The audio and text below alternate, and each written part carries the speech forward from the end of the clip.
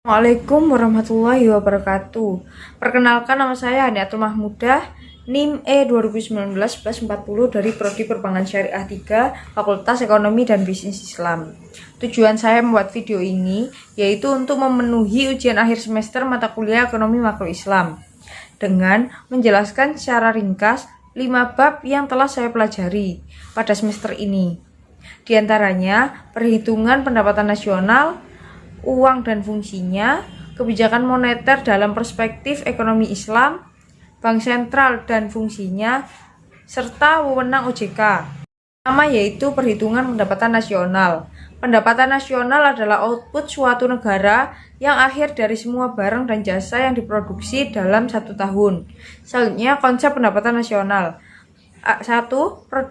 Produk domestik bruto lingkup perhitungannya adalah dalam suatu wilayah pada suatu negara. 2. Produk nasional, produk nilai produk suatu negara termasuk di luar negeri yang penting oleh produk Indonesia. 3. Produk nasional neto adalah produk nasional yang kotor dikurangi penyusutan dan lain-lain. Selanjutnya, manfaat perhitungan pendapatan dalam negara, yaitu sebagai perbandingan, sebagai kemakmuran, dan sebagai indikator negara. Selanjutnya, sumber pendapatan nasional dalam ekonomi Islam, yaitu zakat, wakaf, infak, sedekah, dan lain-lain. Bab selanjutnya yaitu uang dan fungsinya. Uang adalah benda yang diterima masyarakat umum sebagai alat tukar yang sah dalam kegiatan ekonomi. Jenis uang berdasarkan bahan pembuatannya ada dua, yaitu uang logam dan uang kertas. Jenis uang berdasarkan lembaga yang mengeluarkannya ada dua, yaitu uang kartal, diantaranya logam dan kertas, dan uang giral, yaitu cek dan giro. Uang menurut jenisnya ada dua, yaitu uang penuh dan uang tanda. Fungsi asli uang yaitu sebagai alat pembayaran yang sah, sebagai alat pembayaran utang, sebagai alat penimbun kekayaan, sebagai alat pemindah kekayaan, sebagai alat pendorong ekonomi. Fungsi uang menurut ekonomi Islam. 1. Sebagai alat tukar, sebagai alat hitung, sebagai alat penyimpan kekayaan. Selanjutnya yaitu kebijakan moneter dalam perspektif ekonomi Islam. Kebijakan moneter adalah kebijakan ekonomi yang dibuat untuk mengatur ukuran dan tingkat pertumbuhan ekonomi negara.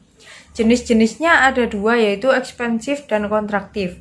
Ekspansif yang berarti meningkatkan jumlah uang yang beredar, sedangkan kontraktif mengurangi jumlah uang yang beredar.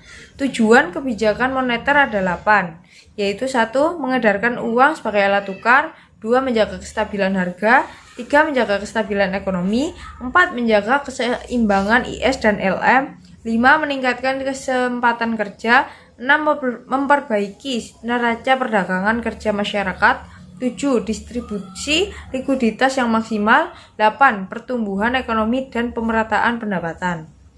Instrumen kebijakan moneter: kebijakan OPT, kebijakan diskonto, kebijakan cadangan kas, kebijakan kredit ketat, kebijakan dorongan moral, penyesuaian tingkat suku bunga.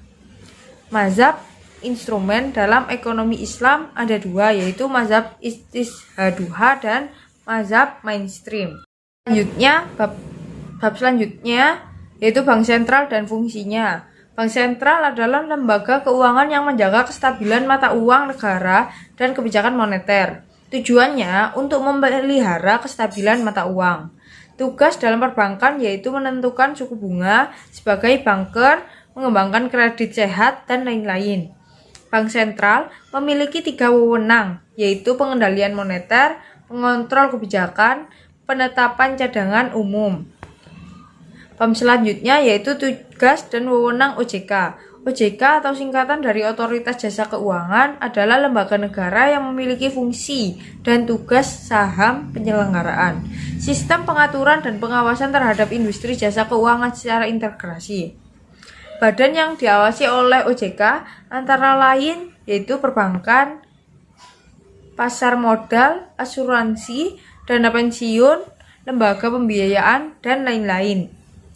Asas-asas OJK yaitu independen, kepastian umum, kepentingan umum, kebebasan, profesionalisme, integrasi, dan akuntabilitas. Tugas-tugas OJK yaitu mengatur dan mengawasi jasa keuangan baik perbankan maupun non-perbankan. Yang kedua yaitu mengatur dan mengawasi kegiatan jasa keuangan di bidang pasar modal. Yang ketiga yaitu mengatur dan mengawasi kegiatan jasa keuangan di bidang asuransi. Wewenang OJK yaitu menetapkan perundang-undangan industri jasa keuangan. Yang kedua, membuat dan menetapkan kebijakan pelaksanaan tugas OJK, dan lain-lain. Sekian penjelasan secara ringkas dari saya. Kurang lebihnya saya mohon maaf. Wassalamualaikum warahmatullahi wabarakatuh.